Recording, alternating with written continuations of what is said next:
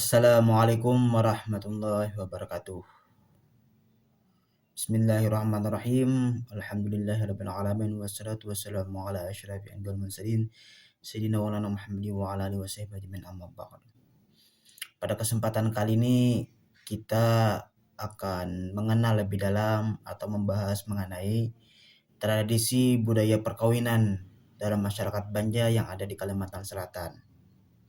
Yang mana tentunya di akhir nanti juga kita akan merefleksikan gitu pandangan Islam terhadap tradisi budaya perkawinan masyarakat Banjar. Kiranya apakah mungkin kontradiktif atau memang bisa diintegrasikan keduanya ya, atau bahkan mungkin bisa disandingkan gitu.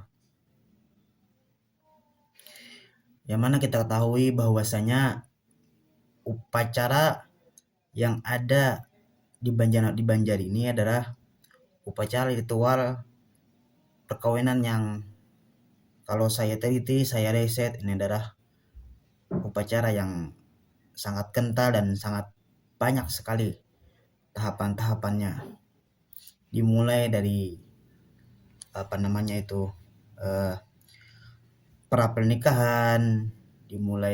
pernikahan, di saat pernikahannya sendiri, dan bahkan di pasca pernikahannya itu sendiri gitu. Oke, kita masuk ke pembahasan yang pertama, upacara sebelum perkawinan atau pra pernikahan. Ritual pertama ini adalah ada yang namanya itu basa lusuh. Lalu apa kiranya basa lusuh itu? Ini saya definisikan semacam upacara adat pernikahan dalam suku Banjar yang paling pertama gitu dilaksanakan, atau yang bisa kita kenal dalam hukum fikih, dalam hukum Islam ini ada yang namanya khitbah ya. Nah, biasanya tradisi basuh lusuh ini dilakukan oleh calon mempelai laki-laki untuk apa gitu? Untuk mencari tahu kiranya mungkin informasi pasti gitu, untuk mengenal lebih dalam calon mempelai si perempuannya itu sendiri, yang mana akan dipinang dan dicari itu kecocokan antara keduanya, yang mana sebenarnya tujuannya ini bagus gitu, dan saya rasa ini sejalan. Untuk apa?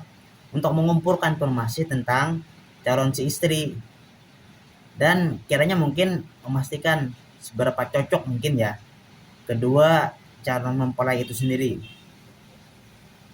dan memahami gitu atau mengetahui kiranya mungkin kekurangan si mempelai laki-laki, kekurangan si mempelai perempuannya gitu, atau kelebihannya lah gitu, supaya kiranya mungkin tidak ada penyesalan ya di kemudian hari, supaya bisa dikiranya mungkin tidak adanya memuat keretakan rumah tangga dalam kedua belah pihak, karena si mempelai laki-lakinya sudah kena dengan si mempelai perempuannya, si mempelai perempuannya juga kena dengan si mempelai laki-lakinya, dan saya rasa itu bagus. Dalam basa lusuh yang harus dilakukan pertama kali ini adalah itu becarian tatuha kampung atau pemimpin adat lah gitulah gitu. Untuk apa?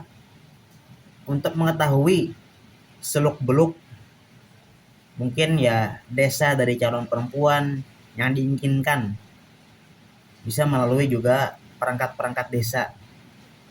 Nah, biasanya becarian tatuha kampung ini dilaksanakan sebagai penghormatan ya kepada masyarakat desa, dan sebagai ibaratnya ya gitu ya, permintaan izin gitu, karena akan menikahi salah satu perempuan warga kampung yang ada di sana gitu.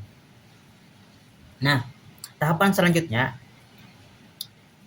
pihak laki-laki ini akan mendatangi orang yang disebut sebagai ketua kampung lah gitu, atau kiranya mungkin yang paling alim lah mungkin di kampung ya, ditemani itu seluruh keluarga dari pihak laki-laki dan mungkin ya perangkat desa ya kalau bisa ya gitu ya. Nah, pada pihak laki-laki ini akan menyampaikan keinginannya untuk menikahi salah satu perempuan desa dan biasanya melimpahkan tanggung jawab untuk mencari perempuan yang sesuai kriteria pada tetua kampung itu. Nah, si tetua kampung ini kan bertugas untuk mungkin ya menyelidiki gadis yang diinginkan oleh pihak laki-laki. Jadi mungkin ya berbagai aspek-aspek ya gitu yang mungkin sudah disepakati antara tetua kampung dan pihak laki-lakinya gitu ya. Nah, biasanya juga menyangkut tentang hal-hal religius, hal-hal keturunannya, kemampuan keluarganya, dan bahkan mungkin juga dari kecantikan wajahnya si mempelai si perempuan yang dicari nanti gitu. Si tetua kampung ini kan pasti akan melihat kondisi sifatnya, mungkin ya perilakunya dalam kesehariannya gitu. Bagaimana si perempuan ini bergaul, bagaimana perempuan ini dalam berkomunikasi, bagaimana perempuan ini tuh menjaga ucapannya. Ya mungkin kiranya gitu ya. Dan yang paling penting gitu, perempuan tersebut nih, status perempuan tuh bagaimana tuh? Apakah mungkin ya kiranya sudah dipinang oleh orang lain atau belum gitu. Nah, segala informasi yang dibutuhkan bisa didapatkan melalui keluarga si perempuan gitu. Atau bahkan mungkin kerabat atau tetangga-tetangga di dekatnya gitu. Nah, dari riset yang saya baca juga ya, ketua kampung ini dipercayai gitu ya. Kadang yang memiliki ilmu-ilmu kebatinan ya, yang mampu katanya melihat masa depan gitu. Masa depan.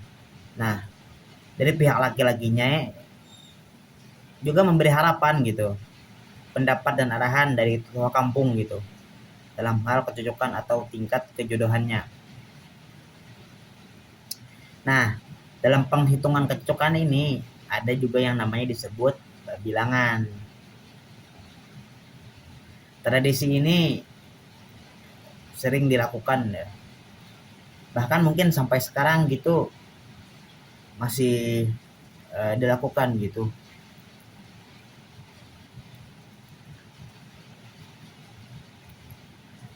Oke, kita mungkin memasuki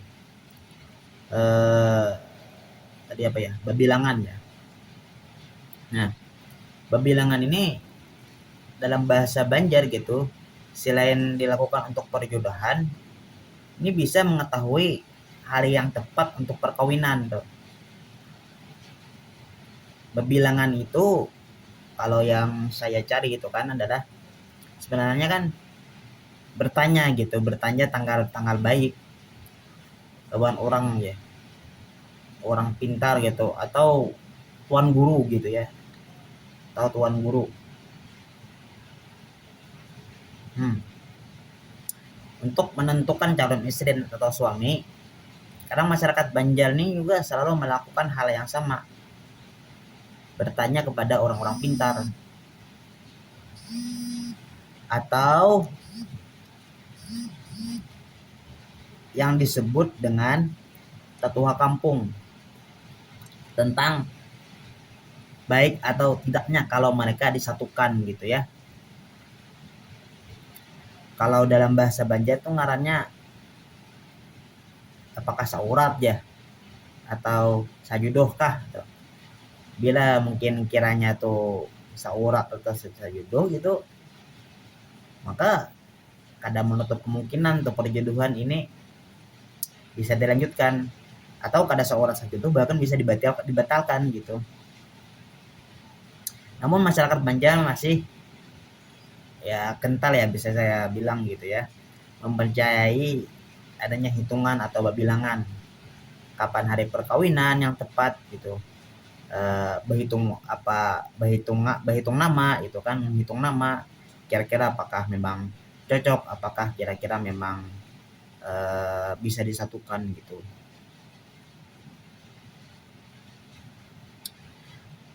Ya biasanya kan dihitung sesuai dengan nama-nama calon mempelai ini diubah biasanya ke dalam huruf Arab, yang kemudian dihitung titik-titiknya ini pada huruf Arab untuk kiranya mungkin menentukan apalah namanya tuh, keserasian gitu, keserasian antara keduanya, antara calon mempelai laki-laki dengan calon mempelai perempuan. Dan juga untuk seperti yang sudah saya jelaskan tadi, untuk mengetahui kapan kiranya tanggal pernikahan yang cocok, yang bagus, bisa diprediksi gitu, supaya kehidupan rumah tangga mereka nih kalau diikat dengan dalam ikatan pernikahan yang cocok gitu, sesuai.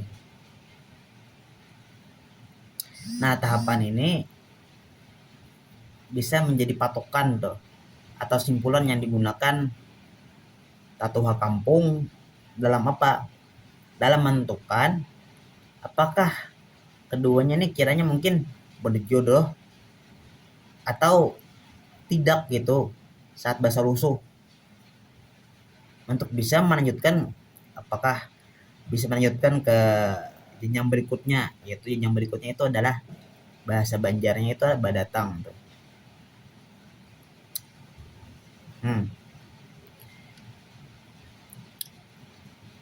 Dalam badatang seperti saya baca-baca, yang terus saya baca ya saya riset gitu, selesai bahasa rusuh itu babilangan pulang, selesai babilangan itu baru badatang itu. Nah badatang ini sebenarnya saya rasa itu sejalan ya kan, sejalan dengan ajaran agama Islam tuh, karena merupakan tahapan dalam tradisi perkawinan juga dalam Banjar, yang mana sebenarnya ini pihak laki-laki ini mendatangi kediaman wanita pilihannya untuk menyampaikan hajat atau niat ya sebenarnya ini akan keseriusan dari pihak laki-laki untuk menamasi perempuan. Ada prosesnya ya.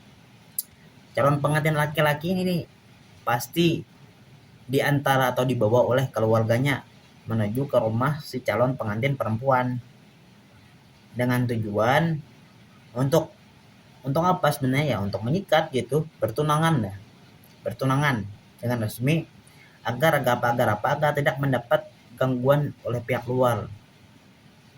Dalam tahapan badatang biasanya dilakukan juga terhadap tahapan tradisi lanjutan, yaitu apa? Yaitu bapapayuan atau bapatut jujuran. Nah itu ya. Oke, kita memasuki bapapayuan ya. Bapapayuan ini tahapan dalam tradisi perkawinan adat Banjar.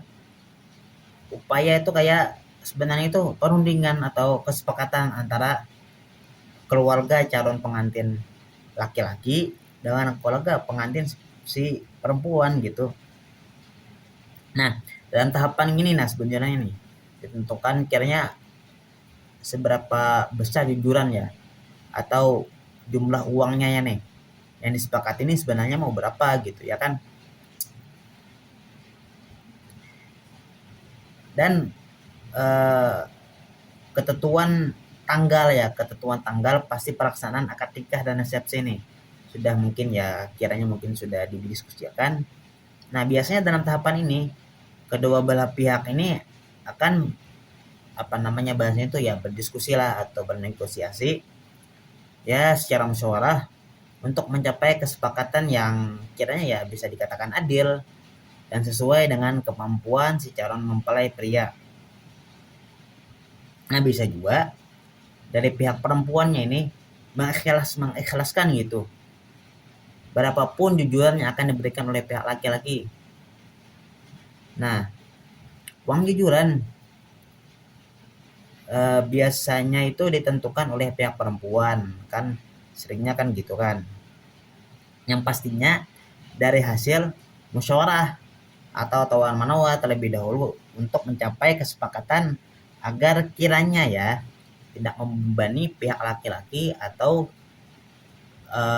tidak mengurangi martabat si perempuan yang mungkin ya kiranya gitu ya. Nah, yang mana kita ketahui juga nominal uang jujuran di Banjar ini kadang juga kan beragam.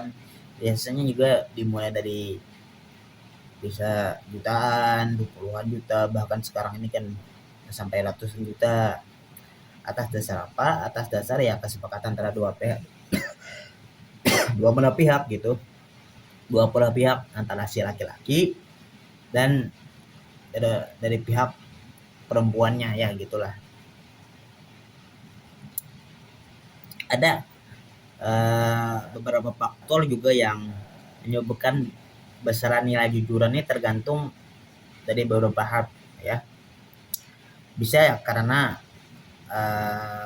status ekonominya, latar belakang keluarganya, atau mungkin bisa dari status sosial, bahkan bisa mungkin dari karir si perempuan gitu ya. Misalkan perempuannya S1 gitu, perempuannya ya S2, S3 itu kan, atau bahkan mungkin ada yang mungkin tidak tamat SD, tidak tamat SMP, SMA gitu kan, menentukan itu sebenarnya seberapa besar jujurannya gitu.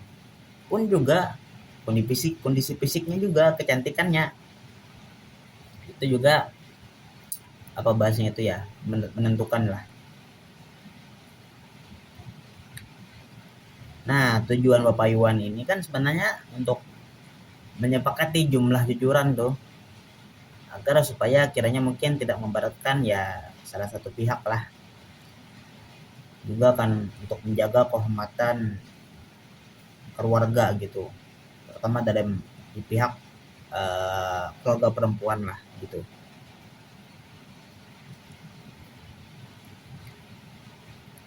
Nah, tahapan selanjutnya itu ada yang tahapan ngarannya tuh bahantaran gitu.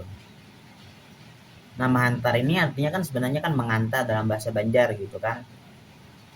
Yang mana ada acara pengantaran keserahan atau pemberian sejumlah uang sesuatu barang tuh dari pihak laki-laki kepada pihak perempuannya gitu.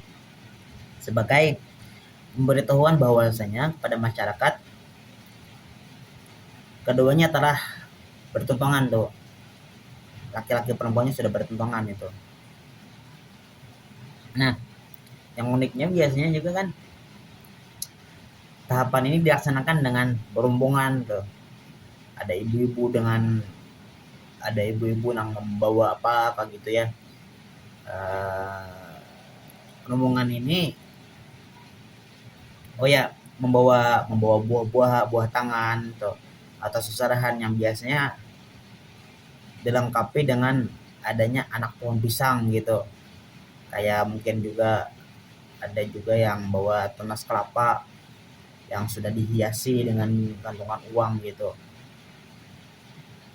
Nah, pohon pisang ini ya dimaknai agar rumah tangga yang dibangun itu terasa subur gitu, dingin ya, melahirkan anak keturunan yang mungkin ya kiranya yang baik lah gitu, yang solehah gitu. Nah, hiasan uang yang bergantungan gitu itu dimaknai agar nafkah biaya hidup yang diberikan kepada sang pengantin diharapkan itu bertambah banyak dan diharapkan itu supaya berkah gitu.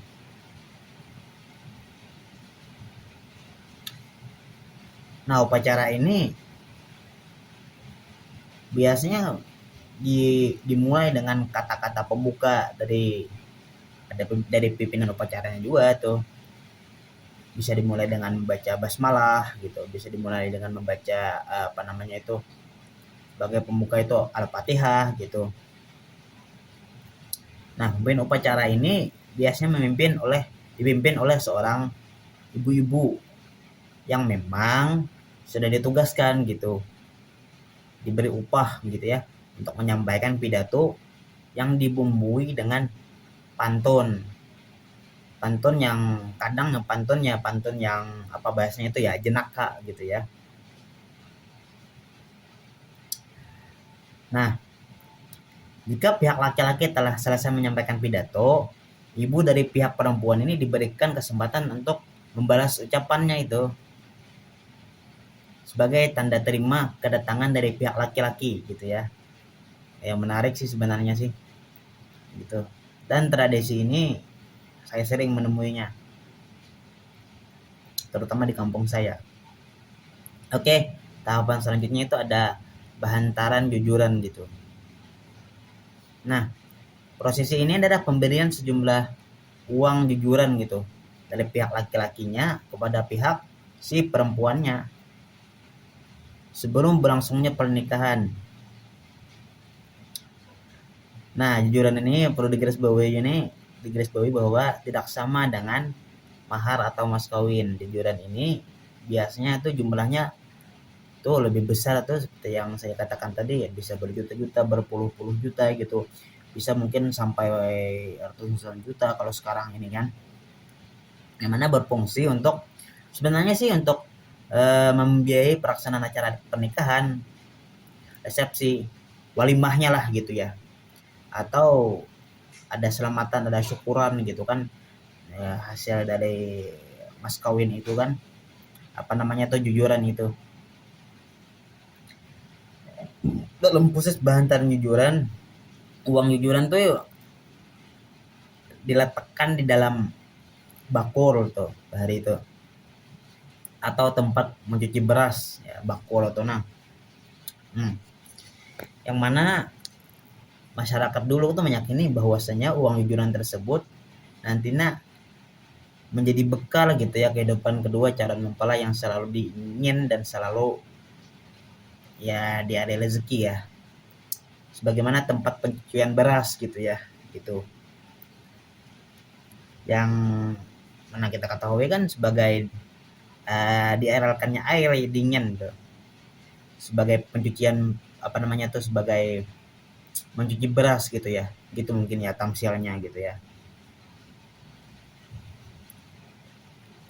Oke, lalu ada yang namanya menghantar atau patalian.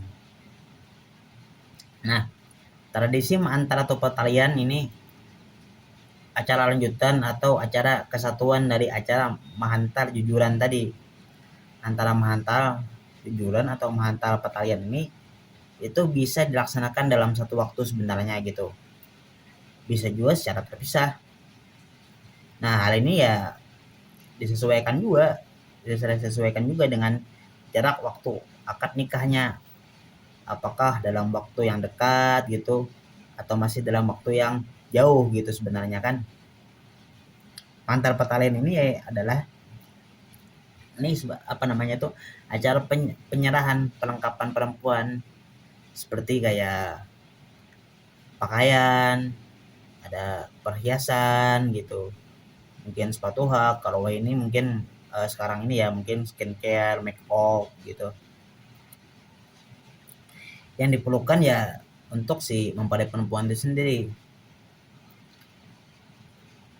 Nah, mahantar petali ini disebut sebagai pengikat atau bukti bahwa kedua calon telah bertunangan tadi. Nah, disampaikan informasi dari suku Banjar ya, bahwasanya petalian ini artinya bertukar cincin lah biasanya gitu ya,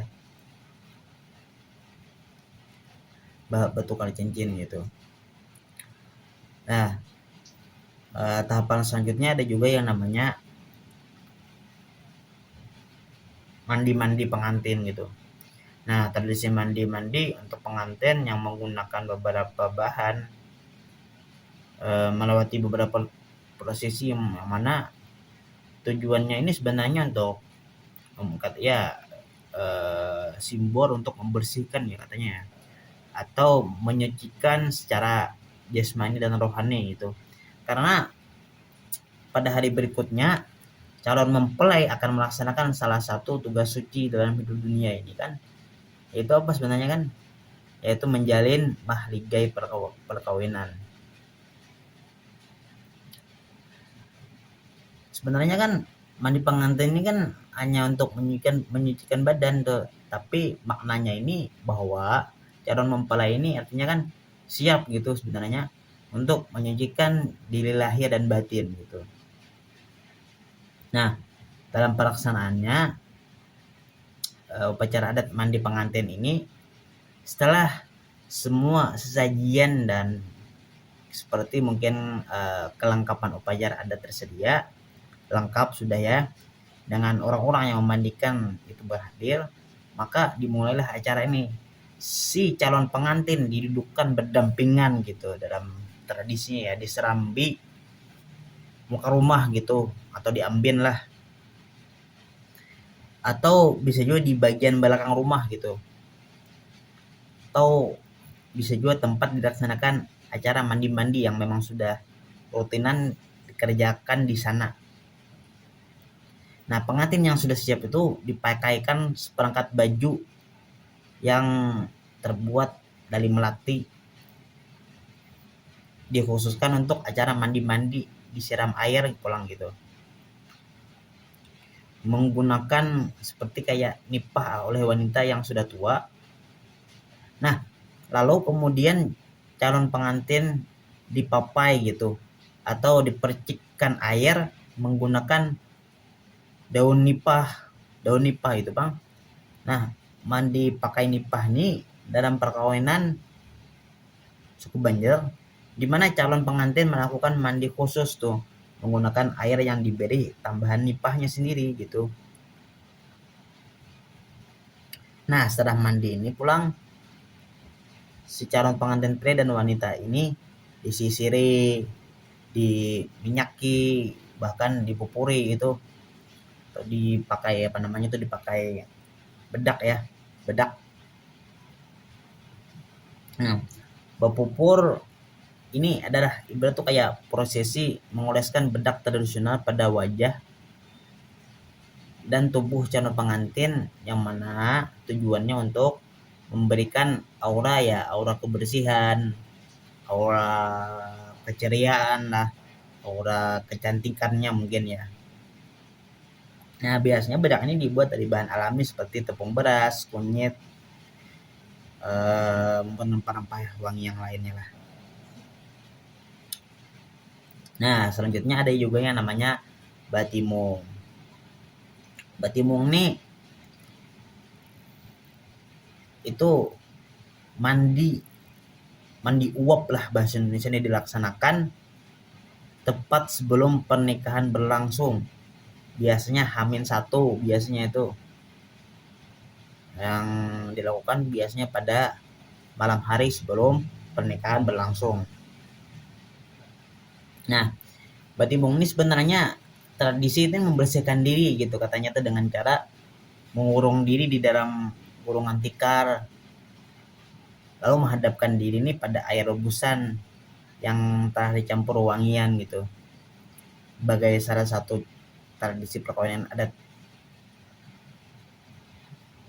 Batimung ini kan juga sebagai tradisi umum untuk kesehatan dan kecantikan sebenarnya juga kan. Nah, dalam pelaksanaannya batimung ini dimulai dengan meracik ramuan-ramuan, ada mungkin daun lengkuas, serai gitu, 50 gitu, ada juga bunga-bungaan, melati kenanga kan apanya kayak itu. Nah, itu direbus gitu dengan campuran air, sembari menunggu racikan bahan yang direbus mendidih ya. Sang pengantin akan dioleskan bedak lotong di seluruh badan dan diulaskan kunyit di bagian belakang telinga kanan kirinya ini, Bang. Nah, batu Bang, saat pengantin duduk di atas kursi kecil gitu kan, dengan rebusan air diracikan ramuan yang sudah mendidih tadi, ya diletakkan di antara kedua kakinya gitu. Nah, proses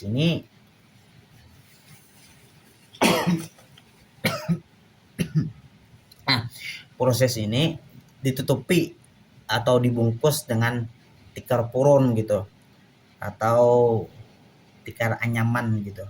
Ditambah dengan selimut tebal diselimuti tubuhnya kecuali pada bagian kepalanya ya. Jadi bahasa Banjarnya bekelubun, sawakan gitu.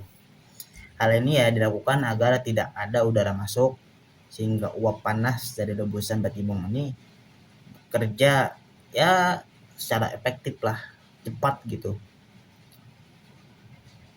Nah, pada prosesnya mungkin bisa berlangsung berpuluh menit gitu. Sampai mungkin ya rebusan air tadi ya mendingin gitu. Nah, tradisi ini ditunjukkan untuk apa? Untuk mengeluarkan dan mengumpulkan keringat dengan tujuan untuk ya membersihkan diri ya dari segala jenis kotoran ya, baik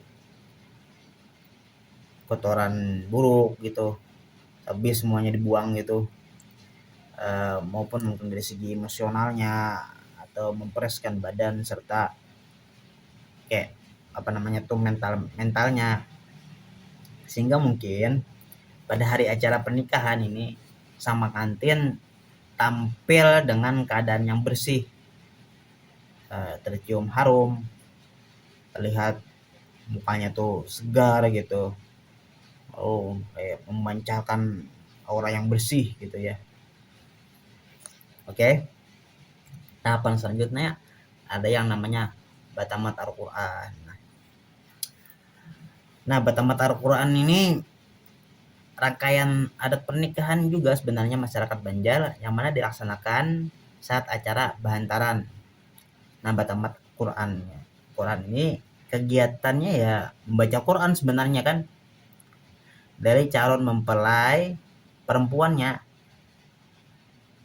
Nah, dalam pelaksanaannya calon pengantin perempuan ini akan membaca juz Al-Quran yang juz 30 di dalam Al-Quran secara tartil gitu sebagai tanda khatamnya dalam Al-Quran, dan acara ditutup dengan doa bersama untuk kiranya untuk keselamatan, kelancaran acara pernikahan gitu ya, dan mungkin ya kebahagiaan rumah tangga yang akan dibina gitu. Nah, prosesi ini dibentuk mungkin ya atas rasa syukur kepada Allah gitu, sebagai doa agar kehidupan rumah tangga si calon mempelai ini, nah laki-laki perempuan ini selalu dalam lindungan keberkahan Al-Quran itu sendiri sebenarnya kan. Nah, acara ini kan sebenarnya menandakan juga kan kesiapan si calon pengantin, terutama calon pengantin perempuan ya, dalam mengemban tanggung jawab ya sebagai ibu dari anak-anaknya nanti gitu ya, yang mungkin ya akan ditumbuhkan dengan ya bernuansa Islam gitu. Lalu terus ada juga yang namanya istilahnya tuh bapingit ya. Nah, bapingit ini dilaksanakan ya menjelang hari perkawinan. Nah, bapingit ini kalau dalam bahasa orang saya ya keluar ini, yang namanya ini bapingit ini bararangan gitu sebenarnya itu. Sama aja sebenarnya. Bapingit ini tradisi larangan berkumpulnya kedua calon mempelai sebelum acara batatai atau dilalangnya kedua calon mempelai untuk pergi meninggalkan rumah kediaman. Nah, istilah ini biasanya dikaitkan dengan orang yang memiliki pantangan khusus karena dianggap suci katanya gitu. Sehingga hidupnya tuh harus dijaga secara adat, dijaga secara spiritual gitu. Yang mana ya sebenarnya tujuannya ini untuk sebenarnya menjaga kesucian pernikahan gitu. Menjaga kedua calon mempelai agar tidak terhindar daripada musibah maupun fitnah ya segala macamnya gitu. Lalu kita mau masuki upacara prosesi pernikahannya, akad ya. Akad ini kan sudah ditentukan tanggal pernikahannya ya, biasanya ini kesepakatan dengan perhitungan hari dan bulan Arab atau yang disebut tadi kan saya sudah jelaskan tadi kan yang namanya babilangan gitu.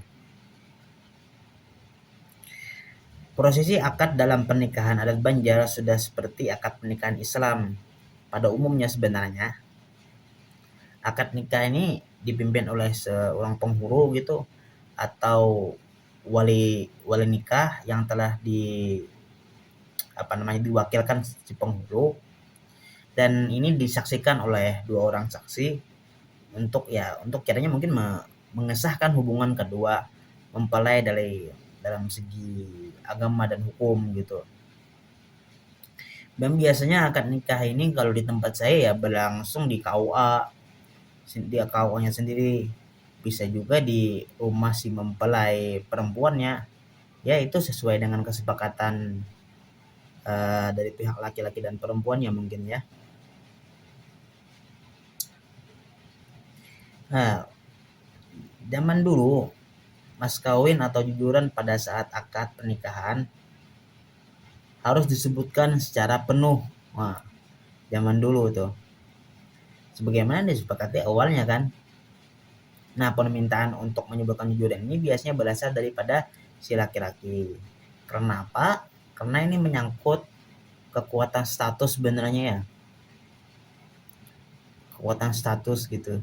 Yang mana kiranya pada waktu yang akan datang pernikahan gagal disebabkan oleh pengantin wanita, maka sebagian jujuran gitu harus dikembalikan gitu. Nah, jujuran ini kan merupakan tradisi sebagai sebagai ikatan ya mungkin ya. Tradisi daripada masyarakat Banjar pada umumnya dilihat pada statusnya. Jika disebutkan dalam akad pernikahan, statusnya adalah mas kawin. Jika tidak disebutkan, maka hanya berupa hadiah lah. Lalu ada tahapan yang selanjutnya, itu ada yang namanya bausung gitu. Usung itu artinya sebenarnya gendong. Bausung pengantin ini bagian ketika si pengantin pria datang menjemput pengantin wanita di depan rumah. Setelah kedua mempelai itu diusung menuju pelaminan. Bausung ini sebenarnya maknanya agar posisi kedua pengantin terasa lebih tinggi pada masyarakat yang lainnya. Dan konon ya dianggap sebagai raja dan ratu gitu. Raja dan ratu sehari lah gitu ya oleh masyarakat Banjar. Karena ya tidak dikenankan menginjakkan kaki mereka ke tanah gitu. Nah, tradisi ini dilaksanakan dengan 2 penari yang diikuti oleh musik Banjar gitu. Nah, kedua penari tersebut umumnya adalah laki-laki yang sudah dewasa yang biasanya melakukan penggendongan gitu. Mempelai wanita digendong oleh salah satu penari menggunakan tapi bahalai atau yang disebut dengan kain panjang. Nah, tapi bahalai ini diikat di leher melewati bahu sang penari, sedangkan sang mempelai wanita digendong dengan posisi berdiri tertumpu pada tapi bahalai gitu ya, yang terikat pada si penari tadi bang. Nah, dari mempelai laki-laki ini juga digendong di bahu atau yang disebut bahambin gitu dalam bahasa Banjarnya. Di bahu dalam bahasa Banjar, di bahu dalam bahasa Banjar, di bahu sang penari satunya. Nah, kedua mempelai yang digendong oleh kedua penari disaksikan para tamu pernikahan gitu. Gitu ya, mengenai bausung. Lalu ada yang namanya batatai. Nah, proses batatai ini acara puncaknya sebenarnya ya. Acara puncak dari pesta pernikahan adat Banjar. Batatai dalam bahasa Banjar ini artinya itu sebenarnya bersanding gitu, ada sandingan tuh. Nah, proses batatai ini kedua pengantin duduk bersanding. Sebenarnya tuh pengantin laki-laki, pengantin perempuan diarahkan untuk duduk bersanding pada pelaminan yang sudah dipersiapkan gitu. Nah, ketika batatai, pengantin laki-laki duduk di sebelah kanan, sedangkan pengantin perempuan ini duduk di sebelah kiri ya. Nah, keduanya ini duduk dipertataikan gitu di pelaminan yang disebut gitu geta kencana. Nah, setelah betatai, kedua pengantin di sini akan menyambut para tamu, menyambut pertemu, berfoto, segala macamnya gitu. Ya, seperti acara pernikahan pada umumnya sebenarnya itu. Nah, mbah itu pulang si pengantin ini disuruh memadamkan lilin gitu, lalu memasukkan kepala ayam ke dalam urung ketupat. Acara ini dimaksudkan agar keduanya hidup tuntung pandang lah, uwai rahayu, sakinah mawadah warahmah lah gitu ya. Nah, dalam acara ini pengantin laki-laki dan pengantin perempuan ini menggunakan hiasan yang sesuai dengan adat Banjar. Dalam acara batatai, para tamu undangan berdatangan untuk apa? Untuk berfoto, bersalaman, memberikan hadiah, dan juga menikmati hidangan makanan minuman yang sudah disediakan gitu. Lalu upacara sesudah pernikahan ada yang namanya sujud atau bailangan gitu. Nah, pengantin sujud dinamakan juga sebagai bailangan gitu. Ke rumah pengantin laki-laki biasanya tuh. Pada saat bailangan nih diikuti oleh keluarga dekat pengantin perempuan. Dengan tujuan apa? Agar semua keluarga tetangga pihak pengantin laki-laki ini sebenarnya untuk mengenal istri pengantin laki-laki gitu. Nah, biasanya acara ini sujud atau sujudan nih dilakukan itu pada hari ketiga gitu, sesudah hari upacara perkawinan. Nah, sujudan ini dilakukan untuk apa sebenarnya? Untuk memperkenalkan pengantin wanita kepada keluarga pengantin pria, untuk diperkenalkan kepada dang sanak atau saudara-saudaranya, kemanakannya, ipar-iparnya, maupun ya tetangga kerabat-kerabatnya lah gitu. Nah, kegiatan ini dalam bahasa Banjar disebut pengantin berkunjung gitu. Nah, paman atau bibi acil paman yang dikunjungi biasanya memberikan hadiah berupa barang atau yang lainnya. Minggu depan giliran istrinya pulang yang mengajak suaminya berkunjung ke rumah paman bibinya tadi. Sama sepulang dari kunjungan ini mereka juga akan memberikan hadiah barang berupa amplop yang berisi uang gitu. Ya, mungkin itu ya prosesi